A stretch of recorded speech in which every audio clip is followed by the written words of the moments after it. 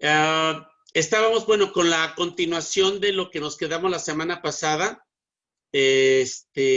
con relación a lo que es la mano de obra. Nos quedamos determinando el salario base de cotización, que a final de cuentas fue la suma de lo que ahorita en pantalla va a quedar sombreado,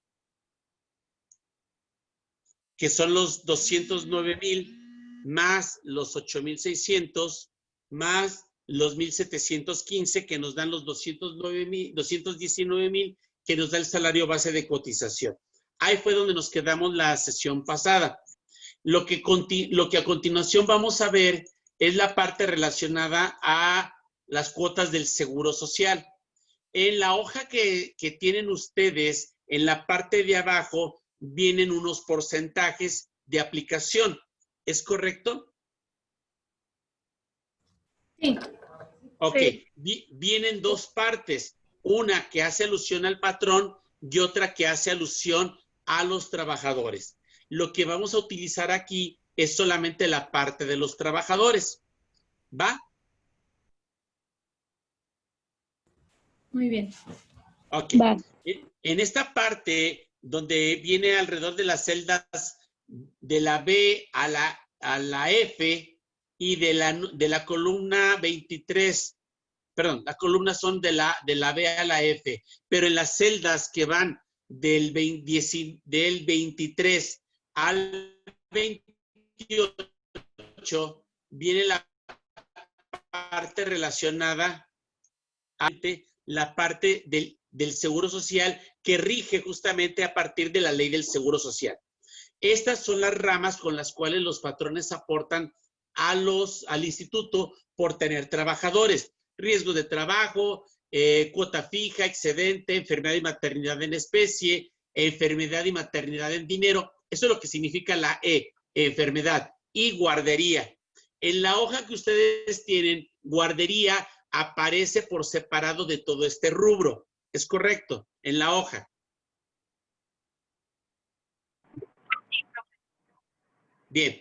En realidad, esta parte del diseño está equivocado porque la guardería tendría que estar justamente por debajo de la de enfermedad y maternidad. Les voy a pedir que cuando hagan el diseño de su hoja de mano de obra, la hagan como ahorita la tienen en pantalla, o cuando quieran retomarlo, el video que está quedando grabado, para que si no quedó claro, bueno, retomen nada más este comentario en la grabación, pero así como aparece ahorita en la pantalla, es como deben de quedar. Empezando arriba, riesgos de trabajo, y al último, guardería. En el cálculo que hagan ahorita manual, dejen guardería donde está, no pasa nada, pero cuando hagan el diseño, justamente dejen todos los términos del Seguro Social como aparece, reitero, en pantalla. Ahora, eliminando riesgo de trabajo, observarán justamente que los rubros que siguen a continuación iluminados parten de la cuota fija hasta guardería. Esos porcentajes que ven en pantalla, ustedes búsquenlos en la parte de abajo donde les citaba que aparece lo del patrón. Chéquenlos. Deben de coincidir los porcentajes.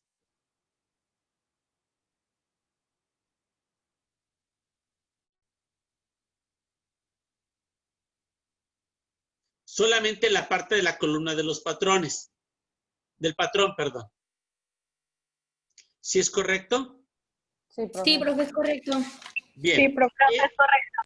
Excelente. En esa parte que yo estoy poniendo ahorita en pantalla es la parte de abajo, para poder validar lo que ustedes están trabajando con lo que yo tengo, para que después migren a su Excel como lo están viendo conmigo, para poder después desechar las hojas y crear su propia herramienta.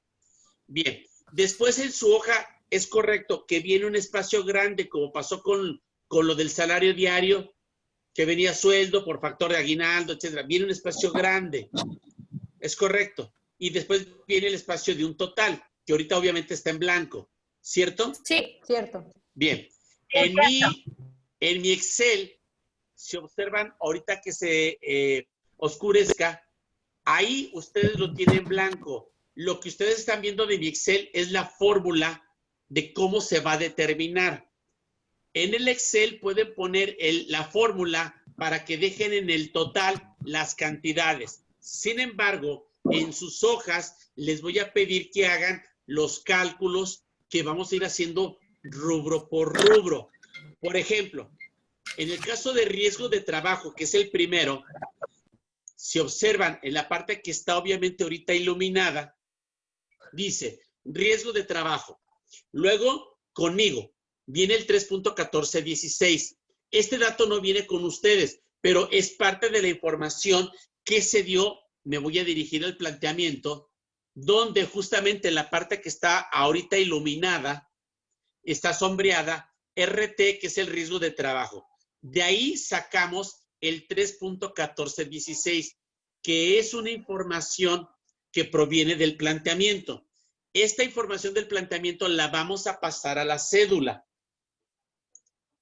Y como la podrán ver, ahí se encuentra ya ahorita el riesgo de trabajo, para saber de dónde viene la cantidad. ¿Cómo determinamos la cantidad de riesgo de trabajo? Bien, en matemático van a observar ahorita en la celda justamente que dice D16 por C23. ¿Dónde está D16? Justamente en el salario base de cotización, que son los 219 que ustedes tienen apuntado arriba. Arriba donde dice fórmulas. Esos 219 los van a multiplicar por el riesgo de trabajo. Esto es 219,566.03 por 3.1416%.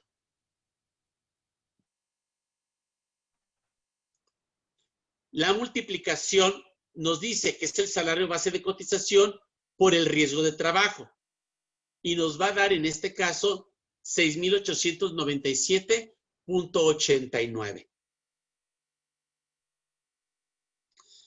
De tal suerte que ustedes en ese espacio en blanco grande le pueden poner 219,566.03 por 3.1416 y pasan el total donde se encuentran ahorita los 6,800.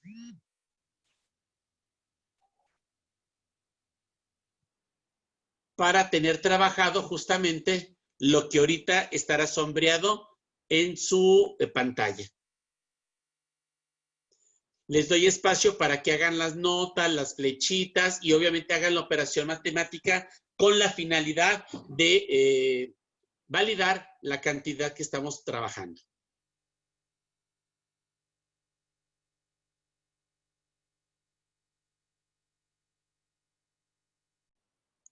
Bien, continuando entonces con las operaciones, nos vamos a encontrar justamente ahora con la cuota fija. La fórmula de la cuota fija la van a encontrar solamente con una, bueno, en este caso sin modificación. En pantalla están viendo que es el SMGBDF, que es el salario mínimo general vigente del Distrito Federal, que después de 2017 se va a sustituir ese salario mínimo por el valor de la UMA. Pero recuerden que estamos haciendo cálculos anteriores a la entrada del valor de la UMA. Por eso es que aquí ahorita está puesto salario mínimo. Si los cálculos son de 2020, por decirlo así, pues quitamos el salario mínimo y le ponemos el valor de la UMA. Pero la operación matemática es la misma. En este caso, necesitamos multiplicar el salario mínimo vigente que platicamos en su momento, que se encuentra ahorita sombreado hacia el lado derecho de la imagen, en el recuadrito donde dice salario min. El salario mínimo en ese periodo era de 70 pesos con 10 centavos. La operación entonces me diría, si queremos poner manualmente las cantidades que vamos a multiplicar, sería 70.10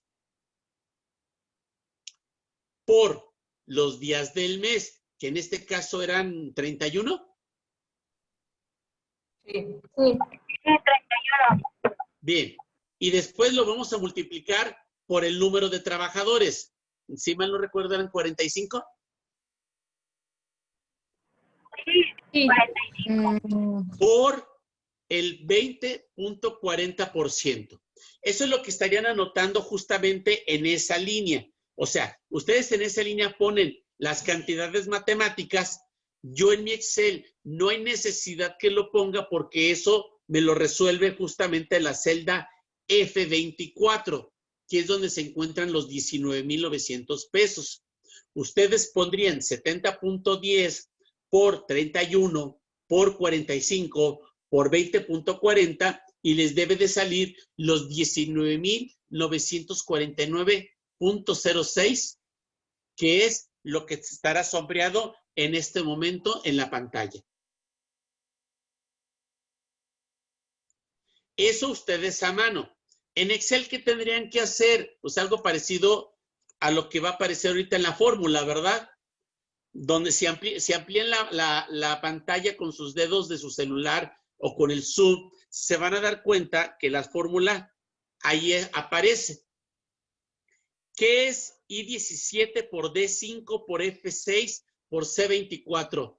Lo mismo que ustedes a mano ya pusieron. ¿Dónde se encuentra el salario mínimo? ¿Dónde se encuentran los días del mes? ¿Dónde se encuentran el número de trabajadores? ¿Dónde está el 20.40?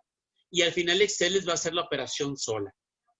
Con esa idea es que se busca que trabajen en el Excel para que esto solito lo calculen y no lo estén haciendo a mano como lo estamos haciendo ahorita. La intención de irnos paso a paso, renglón por renglón, es para que manualmente tengan cómo se procesa, tomen la nota y posteriormente ejerzan su Excel.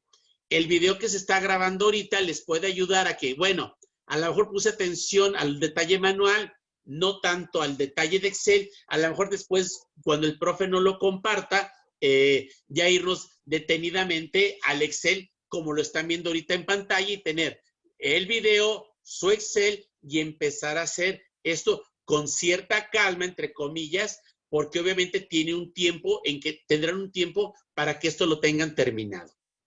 De esta parte de la cuota fija, ¿alguien, alguna duda, pregunta o comentario? No. No.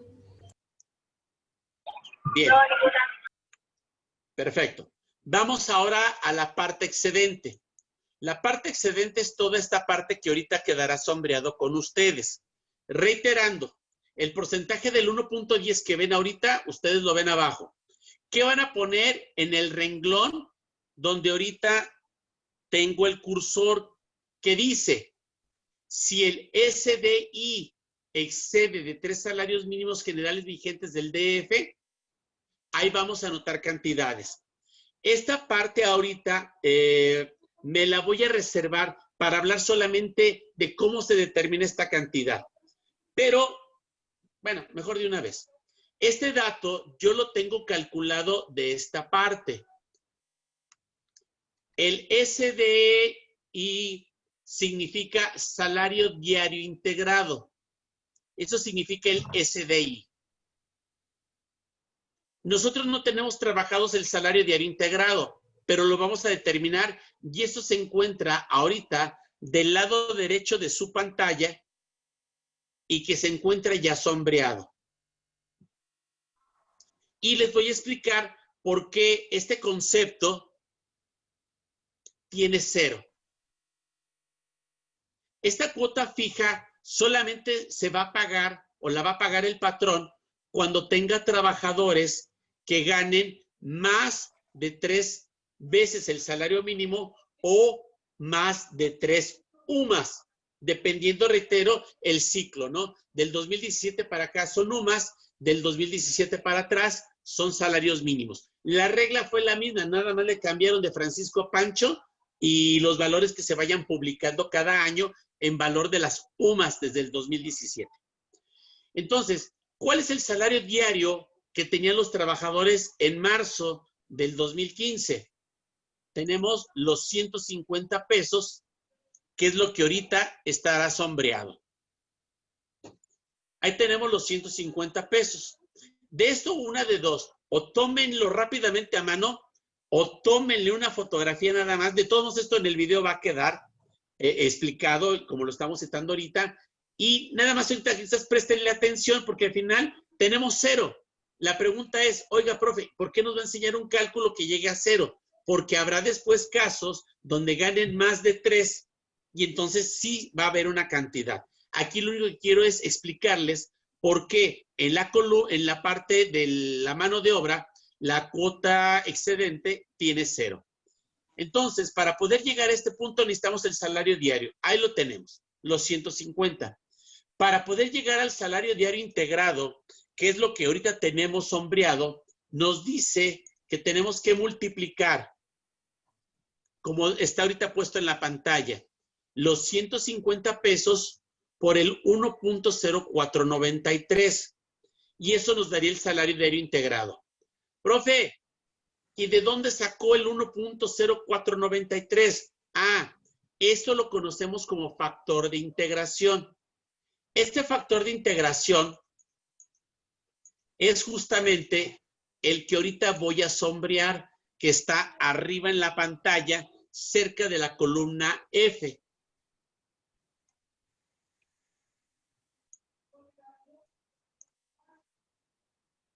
¿Sí lo observan? ¿De dónde sale este 10493? Es la suma de los dos factores que ustedes tienen del aguinaldo y de las vacaciones. El punto 0411 más el punto 0082 nos da el total de la proporción. Así se le conoce la suma de esas dos. Pero cuando le sumamos la unidad, o sea, 1, lo convertimos de punto 0493 a 1.0493 y pasamos de la proporción al factor. Va otra vez. ¿Cómo obtenemos el 1.0493? Sumando justamente los tres datos que tenemos ahí. 0411, 0082 más 1. Sumando esas tres cosas nos da el factor. Y ese factor es el que vamos a bajar, como lo podrán ver ahorita, que en la pestaña, perdón, en la celda L27 nos dice que es F14. Y en F14, si observamos en la pantalla, justamente está sombreado el 10493. De ahí tomamos el factor para convertir los 150, que es el salario diario, a 157.40, que es el salario diario integrado. Hasta aquí, en esta parte, ¿alguna pregunta? No. Bien. Una vez que obtenemos nosotros el salario diario integrado obtenido del salario diario por el factor de integración, lo que sigue es saber cuánto son el valor de los tres salarios mínimos vigentes antes de 2017 y cuánto era el valor de la UMA a partir del 1 de enero de 2017. En este caso, como seguimos trabajando con salarios mínimos, nosotros vamos a multiplicar justamente... ¿Qué tal? Ay, perdón. Ok. Bien. Tenemos entonces que estos 210,000, perdón, estos 210 que se encuentran en el salario mínimo, estos 210 proviene justamente de multiplicar el 70.10 por 3 salarios. Si hablamos de 2020, sería el valor de la UMA por 3. Entonces, si se fijan, la esencia es la misma, solamente cambió de Paco a Francisco, punto, o de Francisco a Paco, como lo queramos citar o mencionar en ese sentido. Y entonces, ¿por qué la cantidad excedente, en este caso, que es el resultado, ahorita para ponérselos en pantalla, en pantalla podrán ver que ese es el resultado, el excedente, es la resta de los 157.40, o sea, el salario diario integrado, menos los 3 salarios mínimos del DF. Lo restamos y podemos observar sin mucha ciencia que obviamente la cuota excedente, o los 3 salarios mínimos, perdón, los 3 salarios mínimos son mayores que el salario diario integrado. ¿Quiénes pagan la cuota excedente? Repito, los que ganen más de 3 UMAs o 3 salarios mínimos. Y para que sea más, tendría que ser en este caso mayor a 210. ¿Están de acuerdo? Sí. Bien. En el detalle matemático podrán ver que justamente el excedente está en número negativo. O sea, está en menos 52.91. Significa que cuando este excedente sea negativo, automáticamente la cuota excedente no se aplica porque los trabajadores no llegan a esta cuota. Es el equivalente a entre más gano, más pago, es correcto. Y este límite nos lo da la ley en función de 3 veces el salario mínimo o la UMA, dependiendo en dónde estuviéramos hablando la vigencia. Si terminan de checar el Excel, sigue con las operaciones matemáticas hasta llegar a 811.83. ¿Pero qué signo tiene los 811.83? ¿Positivo o negativo? Negativo.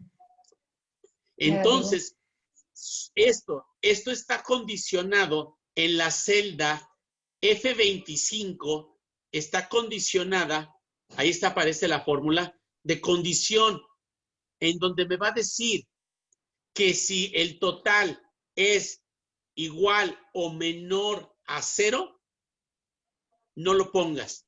Pero si es mayor a 0, sí pónmelo. ¿Sí me explico? Es por eso que porque no rebasan los 3 valores de UMA o de salarios mínimos en este caso, el factor condicional me dice que la cuota excedente no se va a pagar, por eso es 0, porque el salario diario integrado no rebasa el valor de los 3 salarios mínimos o el valor de las UMAs.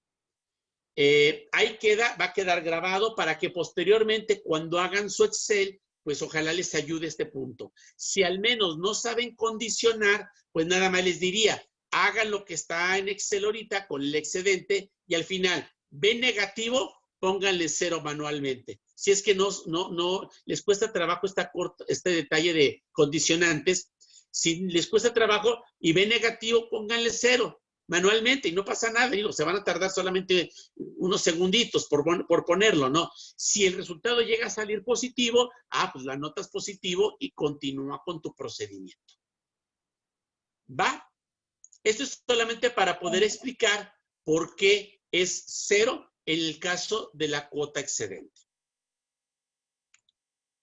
Profe, entonces, el salario mínimo de GVDF es como las 3 sumas, ¿no?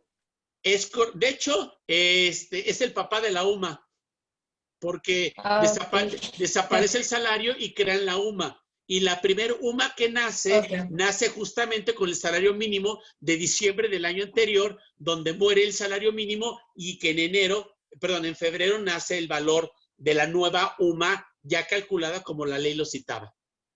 Pero sí, nada más es el antes y así como hay un antes y después del COVID, igual, ¿no? Existe un antes el salario mínimo y existe un después ahora llamado UMA. Ok, gracias. De nada. Bien. Hasta ahí es la parte más trabajosa de todo esto. ¿Por qué? Porque el riesgo de trabajo, como ahorita lo tengo sombreado y aparece ya con ustedes, necesitamos de un riesgo de trabajo que la ley le va a dar a la empresa según según lo que disponga la ley. La cuota fija está basada en salarios mínimos o valores UMA. El excedente, que es el siguiente rubro que ahorita va a estar sombreado, se calcula en base a que se excede o no el valor de 3 sumas o 3 salarios mínimos. Pero si observan en todos los demás, que ahorita estoy sombreando, todos tienen un común denominador. Todos nacen con salario base de cotización. SBC por, y así, desde la enfermedad y maternidad hasta el 2% sobre nóminas. ¿Qué significa? Que en cada uno de esos recuadritos vas a ponerle, por ejemplo, en enfermedad y maternidad, ¿no? Le vas a poner 219,566.03 por el 1.05%. En el de enfermedad y maternidad en dinero, ¿qué le vas a poner? 219,566.03 por 0.70%. ¿Qué vas a hacer con guardería, invalidez, retiro y cesantía? Y Infonavit y 2% sobre nóminas. Vas a poner en todos los casos los 219 por el porcentaje que corresponda. ¿Dónde vas a poner el resultado de esas operaciones? En la parte donde está el total que ahorita está sombreado. Si me preguntas, ¿cómo salen? Profe, ¿cómo salió enfermedad y maternidad? ¿Qué es lo que ahorita va a estar sombreado? Te diría, los 200 y feria por el 1.05 da 2.305.44. Oiga, profe, ¿y el de enfermedad y maternidad en dinero cómo sale? Ah, pues los mismos 219, pero ahora por el 0.70%. Y alguien levanta la mano, profe, yo le digo el que sigue. Oiga, guardería sale también de multiplicar los 219, pero ahora por el 1%, es correcto. Y después otra persona, oiga, ahora voy yo. Oiga, invalidez y vida es los 219 por el 1.75%, sí. Y entonces todos van a levantar la mano y ahora si quieren participar, porque quiero pensar que ya se entendió. Las cantidades las van a determinar por rubro, porque la ley así lo contempla. No es sumar un porcentaje que sería más rápido, porque la ley describe, y quienes manejan SUA, si es que alguno lo maneja, sabe perfectamente que los rubros del Seguro Social vienen justamente identificados por cada renglón. De tal suerte que entonces esto, háganlo ustedes manualmente, saquen los rubros y al final, donde dice total del mes, ¿sí? En este caso el total del mes es toda la suma, como lo van a ver ahorita en pantalla, ya está puesto, los 282.970 que están en amarillo, en total del mes, estos 282,000 es la suma desde los 209, como lo ven en la pantalla ahorita, desde los 209 hasta, en mi caso, los 4,300 del 2%. Esto es lo que yo tengo. Les voy a pedir, por favor, que les voy a dar unos 5 minutitos para que saquen todos los totales de todos los renglones, hagan la suma y díganme si salen o no justamente los 282,970.71. ¿Va?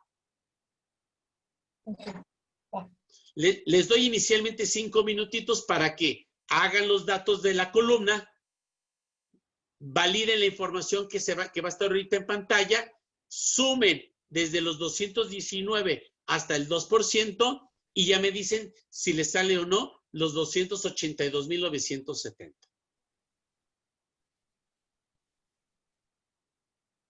Legal de la participación tripartita de la FORE, ¿quién lo fundamenta? ¿En dónde está fundamentado? En la ley del Seguro Social, irónicamente.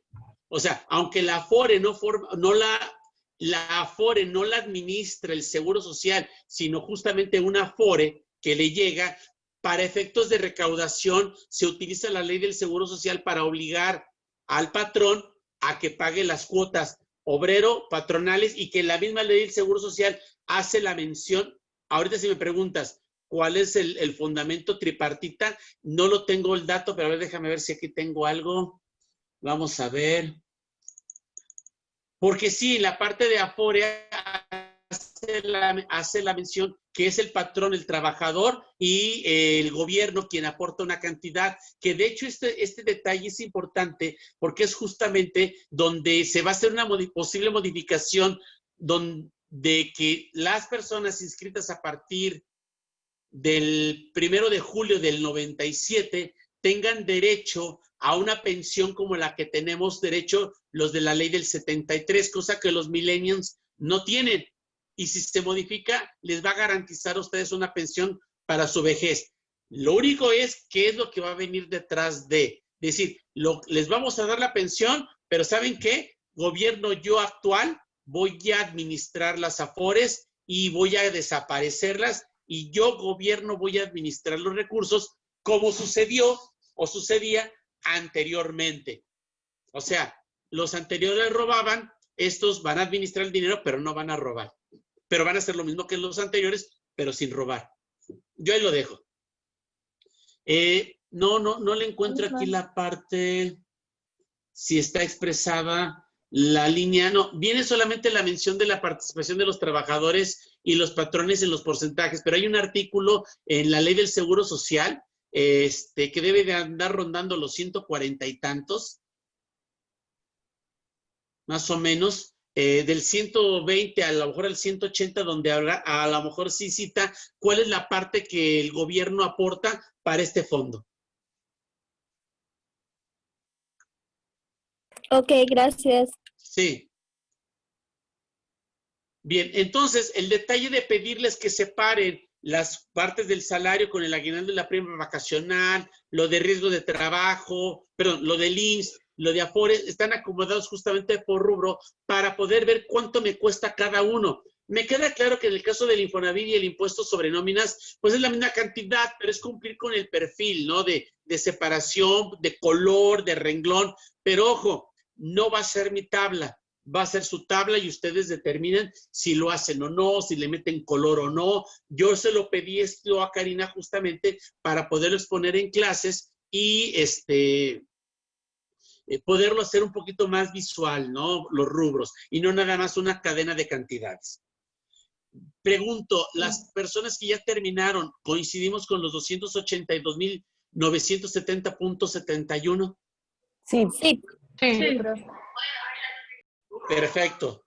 Esto es una de las cosas que les voy a pedir, obviamente, que junto con la tarjeta de almacén vayan aventajando para el ejercicio 2 y 3 en Excel. Y manualmente vamos amarrándonos. Ya tenemos la tarjeta de almacén de materia prima. Manualmente ustedes, ya cotejadas conmigo con Excel, ya terminamos la cédula de la mano de obra que corresponde a este rubro, de toda la mano de obra con sus separaciones. Ya ustedes nada más, de acuerdo a lo que ahorita voy a volver a poner en pantalla, que ya les aparece, es que se observan lo que es la parte de arriba conmigo respecto a lo de ustedes, obviamente es diferente, porque yo tengo más rubros, más cantidades, más signos, que son los que me van a permitir trabajar elementos que ustedes no tienen, que ustedes hicieron a mano, pero que yo los necesito tener aquí para que hagan los cálculos y me la dé de manera automatizada. ¿Vale? Ok. Bien, a lo mejor ustedes no ocupan la tablita de las vacaciones, ¿no? A lo mejor lo utilizan manualmente ahorita y va. A lo mejor para el Excel sí lo ocupan, como yo lo trabajé con Cari en ese sentido, porque la mitad de esto lo trabajó ella y yo trabajé otra mitad que ella no pudo y que yo sí pude, y después ella trabajó cosas que yo no podía, y al final pues enriquecimos esto y logramos este diseño en Excel, que la verdad a mí me ha servido muchísimo para efectos académicos y en términos laborales, cuando algún cliente me dice, oye, contador, ¿cuánto me cuesta esto? Y si tengo mi Excel, lo meto y vámonos, me evito hacer los cálculos, ¿no? Con precisión. Si a mí me preguntan así rápidamente, oiga, profesor, y un salario de 300 pesos diarios, ¿cuánto paga? Te diría alrededor de un 30%. Así, claro, habrá algunos pesos de diferencia, ¿no? Oye, si tengo 45 trabajadores con esta antigüedad, pues, ¿cuánto me toca pagar, no? Pues aquí ya les digo, son alrededor de 280,000 pesos, por decirlo así, ¿no? Entonces hay cálculos que podemos hacerlos mentales por aproximación y por experiencia, y hay otros datos de, no, es que sí necesito saber, ¿sabes qué? Entonces espérame tantito, no tengo mi máquina, no tengo mi base de datos, pásame los datos y en la primera oportunidad me conecto y vamos. Queremos un detalle muy rápido, pues pongamos el archivo en nuestro teléfono celular o en Drive, a ver, préstamelo a una computadora y vámonos, ¿no? Pero eso ya va a depender de cada quien. Como en esa parte no he tenido esa necesidad, pues queda solamente en mi computadora. ¿Alguna pregunta, duda o comentario con todo esto? No, profe. Bien. No, profe. Bien, son las 8:02 de la noche. Les voy a pedir que ya si ustedes lo desean, en el lapso de la a lo mejor 20 o 25 minutos por su tiempo de conexión con la otra materia, o quieren tomarse algo, etcétera. Permítanme. Profe, ¿yo le puedo hacer una pregunta ya que termine la clase?